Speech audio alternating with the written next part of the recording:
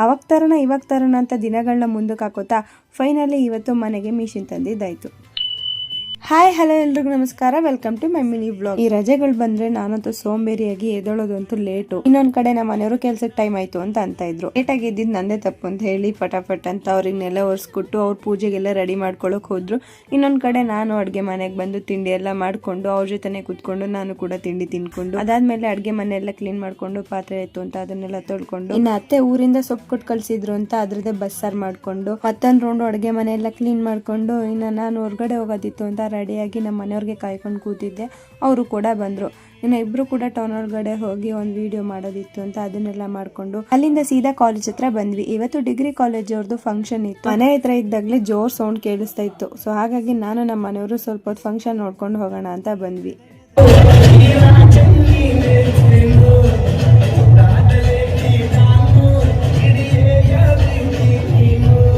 Song ಚೆನ್ನಾಗಿದೆ, lip sync ಮಾಡಿ video ಮಾಡ್ಕೋತೀನಿ ಅಂತ ವಿಡಿಯೋ ಆನ್ ಮಾಡ್ಕೊಂಡು ನಿಂತ್ಕೊಂಡು ಮನೆಯವರು ಅಲ್ಲೇ ನಾಚಿ ನೀರಾಗಿ ಹೋಗ್ಬಿಟ್ರು. ಅವ್ರ ಕಡೆಯಿಂದ ನೋ ರೆಸ್ಪಾನ್ಸ್. ಒಂದ್ 2-3 ಡ್ಯಾನ್ಸ್ ಆದ್ಮೇಲೆ ಒಂದ್ ಸ್ವಲ್ಪ ಜೋಶ್ ಇರೋ ಸಾಂಗ್ ಬಂತು. ಅವಾಗ ನೋಡಿ ಯಾವ ತರ ರಿಯಾಕ್ಷನ್ ಕೊಡ್ತಾ ಇದಾರೆ ಅಂತ. ಅಲ್ಲೇ ಸ್ವಲ್ಪ ಹೊತ್ತು ಕೂತಿದ್ದು. ಅದಾದ್ಮೇಲೆ ಟೌನ್ ಒಳಗಡೆ ಹೊರಟ್ವಿ.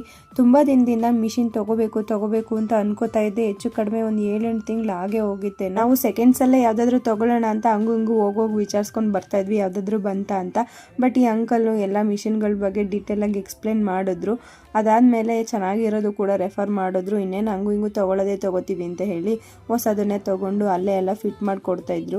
ಇವ್ರದ್ದು ಕಾಂಟ್ಯಾಕ್ಟ್ ಡೀಟೇಲ್ಸ್ ಬೇಕು ಅಂದರೆ ನಾನು ಡಿಸ್ಕ್ರಿಪ್ಷನಲ್ಲಿ ಹಾಕಿರ್ತೀನಿ, ಒಂದ್ಸಲ ಚೆಕ್ ಮಾಡಿ. ನಿಮಗೂ ಏನಾದರೂ ಮಿಷಿನ್ ತಗೋಬೇಕು ಅಂತ ಇದ್ರೆ ಇವ್ರ ಅಂಗಡಿನ ಒಂದ್ಸಲ ವಿಸಿಟ್ ಮಾಡಿ. ನಿಮಗೂ ಏನಾದರೂ ಕನ್ಫ್ಯೂಷನ್ಸ್ ಇದ್ರೆ ಇವ್ರು ಡೀಟೇಲ್ ಆಗಿ ಎಕ್ಸ್ಪ್ಲೇನ್ ಮಾಡ್ಕೊಡ್ತೀನಿ. ಅದು ಇದು ಅಂತ ನೋಡ್ಕೊಂಡು ಒಂದು ಫೈನಲ್ ಮಾಡ್ಕೊಂಡು ಅಲ್ಲೇ ಫಿಟ್ಟಿಂಗ್ನು ಕೂಡ ಮಾಡ್ಕೊಂಡು ಆಟೋ ಕರ್ಸ್ಕೊಂಡು ಆಟೋಗೆ ಹಾಕೊಂಡು ಸೀದಾ ಮನೆ ಕಡೆ ಬಂದ್ವಿ. ಇನ್ನು ಐಟಮ್ಸ್ಗಳನ್ನ ತರೋದು ಒಂದ್ ಕಡೆ ಆದ್ರೆ ಅಂದ್ಮೇಲೆ ಅದನ್ನ ಕೆಳಗಿಂದ ಮೇಲ್ ತರಬೇಕಾದ್ರೆ ಇನ್ನೊಂದ್ ತರ ಪಜಿಂತಿ ಅಂತಾನೆ ಹೇಳ್ಬೋದು. ಇನ್ನು ಮನೆ ಒಳಗೆ ಇಟ್ಟಾದ್ಮೇಲೆ ಒಂದ್ಸಲ ಮಿಷಿನ್ ಕೂಡ ಫಿಟ್ ಮಾಡ್ಬಿಟ್ಟು ಅದನ್ನೆಲ್ಲ ನೀಟಾಗಿ ಒರೆಸಿ ನಮ್ಮ ಸಾಹೇಬ್ರು ಇಲ್ಲಿ ಪೂಜೆಗೆಲ್ಲ ರೆಡಿ ಮಾಡ್ಕೋತಾ ಇದ್ರು. ನಾನೇ ಮಾಡ್ಬೇಕಾಗಿತ್ತು, ಆದ್ರೆ ನಮ್ಮ ಮನೆಯವ್ರ ಒಂಥರ ನನಗೆ ಲಕ್ಕಿ ಹ್ಯಾಂಡ್ ಇದ್ದಂಗೆ. ಅದಕ್ಕೆ ಅವರೇ ಮಾಡ್ಲಿ ಅಂತ ಹೇಳಿ ಅವ್ರಿಗೆ ಹೇಳಿ ಪೂಜೆ ಮಾಡಿಸ್ತಾ ಇದ್ರೆ ಗ್ಯಾಪ್ ಅಲ್ಲಿ ಒಂದು ಡೈಲಾಗ್ ಬೇರೆ ಹೊಡಿತಾ ಇದ್ದಾರೆ.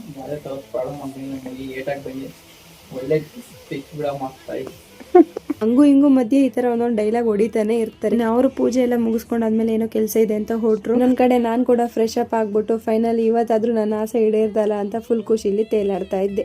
ಈ ವ್ಲಾಗ್ ಇಷ್ಟ ಲೈಕ್ ಮಾಡಿ, ಹಾಗೆ ನನ್ನ ಪೇಜ್ನ ಫಾಲೋ ಮಾಡ್ಕೊಳ್ಳೋದು ಮರಿಬೇಡಿ.